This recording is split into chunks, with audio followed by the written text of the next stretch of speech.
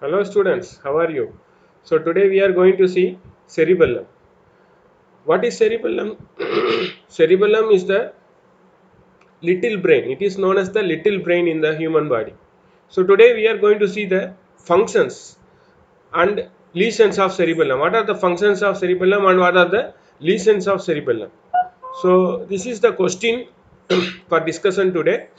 Describe the functions of cerebellum. Write a note on cerebellum lesions. Right. So cerebellum mainly function is with the tone, posture and equilibrium. It regulates the or it controls the tone, posture and equilibrium. The function of the cerebellum is to receive sensory inputs from the spinal cord, brain and various parts of the body and to control the tone, posture and equilibrium of the human body. You all know what is a tone.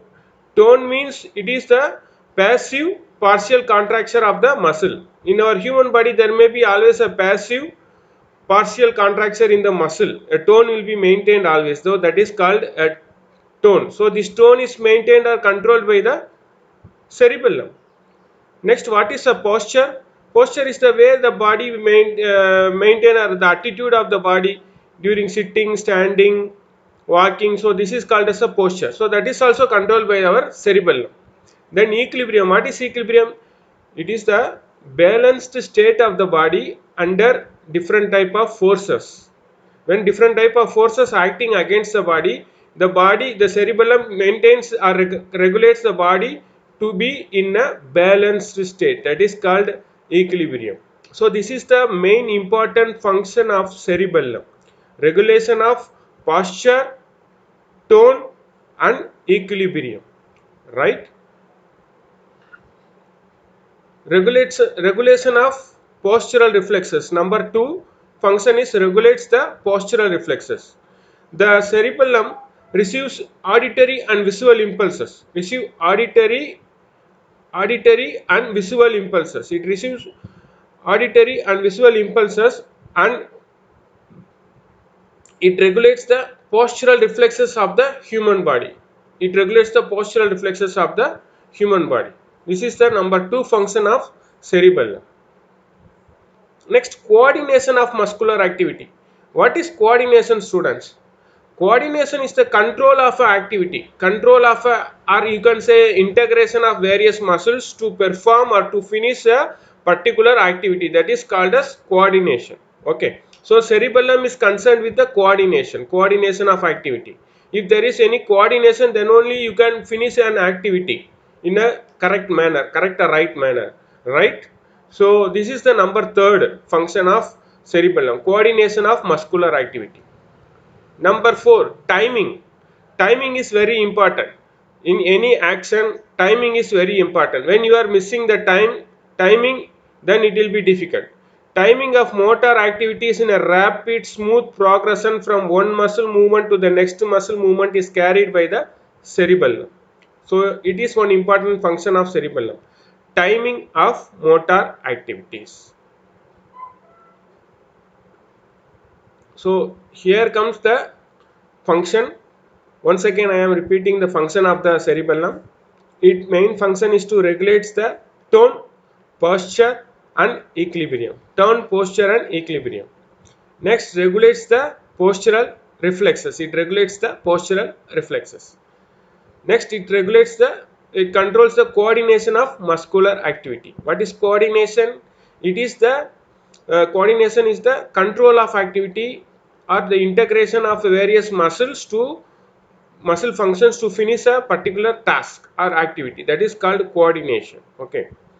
So next is timing of motor activities rapid smooth progression from one muscle to next movement, one movement to next movement. Timingly, rapidly it is changing from one movement to next movement. When you are walking or running, your muscle action is changing timingly, one movement to next movement. So that is called motor activities, timing of motor activities. Right? Now we move on to the cerebellar lesions. How the cerebellar lesions may happen? Cerebellar lesions mainly occur due to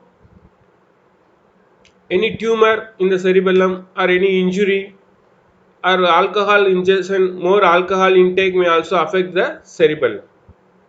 And another thing here I want to quote is cerebellum. In unilateral cerebellum lesions, symptoms may appear on the affected sides because cerebellum controls the same side. Suppose right side cerebellum controls the right half of the body, left side cerebellum controls the left side of the body. So in unilateral lesions, the symptoms may be occur in the same side of the body, right? Next, hypotonia. As we already seen, the function of the cerebellum is maintaining the tone. So whenever there is a disturbance in the cerebellum, then the tone may be decreased. That is called hypotonia. Hypotonia, decreased tone of the musculature. Next, dysmetria. Dysmetria is the inability to judge the distance and range of movement. Dysmetria is the inability to judge the distance and range of the movement. It is characterized by overshooting or undershooting once reached for a target object. That is called the dysmetria. And what is ataxia? Ataxia is the incoordination. As the function of the cerebellum is coordination, ataxia means it is incoordination. That's all. Then I will show you one example for dysmetria. Dysmetria is a inability to judge the distance and range of movement. Say for example, I am keeping one pen in front of me, and I am keeping one pen in front of me, and I am telling the patient from touch his nose and touch the tip of the pen. Touch his nose and touch the tip of the pen. So this is the distance. Inability to judge the distance. So it is normal. Now I am normal. So I am correctly I am judging the distance. Okay, this is called dysmetria. So it is normal. When in the abnormal patient you are testing, you can do the same thing, or you can say the same instruction to the patient from the tip of the nose to the tip of the pen. So when the patient will perform, he cannot able to judge. So what he will do? He will do like this. So see.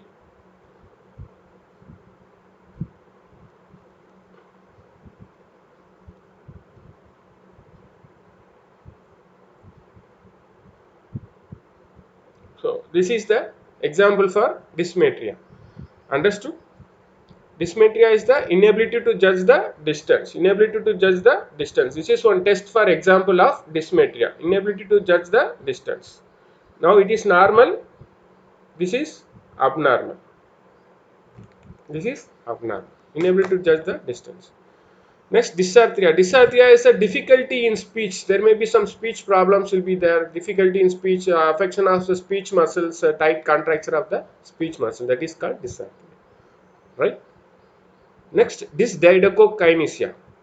Dysdiadochokinesia. You can pronounce in a correct manner. Dysdiadochokinesia. What is dysdiadochokinesia? Is the inability to perform rapid alternating movements. Inability to perform rapid alternating movements. That is called dysdiadochokinesia. Dysdiadochokinesia means inability to perform the movement. That is dysdiadochokinesia. Say for example, what is the example for dysdiadochokinesia? You can do this alternating movement. You can pronation and supination. You can tell the patient to do the rapid alternating movements, pronation and supination, pronation and supination, pronation and supination. So now it is normal. Now I am correctly I am doing the movement, pronation and supination. Okay, so suppose if a patient you are telling to do the patient cannot able to do, so like this the patient will do.